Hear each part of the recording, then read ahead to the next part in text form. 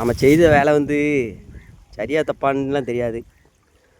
ஆனால் இங்கே பார்த்தீங்களா ஒரு மனநிறைவு இருக்குது இந்த வேலையில். என்னன்னு தெரில, வேலையை கொஞ்சம் செஞ்சாலே அந்த உள்ளே இருக்க தண்ணி வெளியே போகணுன்னு தான் நம்ம வேலை பார்த்தோம் தெரியுங்க. மழை நேற்று வந்துதா, அதனால் உள்ளே இருக்க தண்ணி வெளியே போகணும் அப்படின்னு சொல்லிட்டு தான் ஊத்தங்கால் தொண்டைக்கு வந்தோம். தோண்டி விட்டோன்னே காலில் எவ்வளோ தண்ணி போகுது பார்த்தீங்களா. அந்த சைடு நஞ்சை, அந்த சைடும் நஞ்சை, இந்த சென்டரில் வாழை, இந்த வாழையில் உள்ள தண்ணி பூரா இப்போ வெளியே போகுது.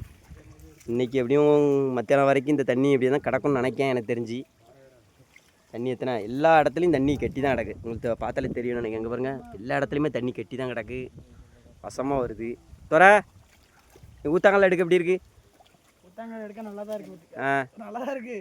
முடிஞ்சிட பற்றியா ஏன் வெள்ளை பண்ண மேலே ஓடி வாப்பா, ஏன் உள்ளோடி போகிறா? மௌலி ஆக்கிட்டே இருக்கியா இப்போ வெள்ளை பண்ண? மண்ணை லேசாக தட்டி விட்டு வரும்ல. அப்படியா? தண்ணி வடியும்ல. சரி, இன்னைக்கு வேலை உனக்கு எப்படி இருக்கு? வெள்ளை பண்ண உனக்கு வேலை செய்ய நல்லா இருக்கா எப்படி?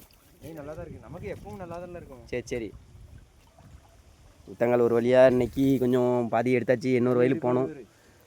நல்லா ஓட மாதிரி போகுது. அந்த சைடும் தண்ணி போகுது, இந்த சைடும் தண்ணி போகுது. ஆமாம், இந்த சைடு எவ்வளோ வேகமாக தண்ணி போகுது, அதே மாதிரி இந்த சைடும் தண்ணி போகுது பாருங்க. சரி சரி மக்களே.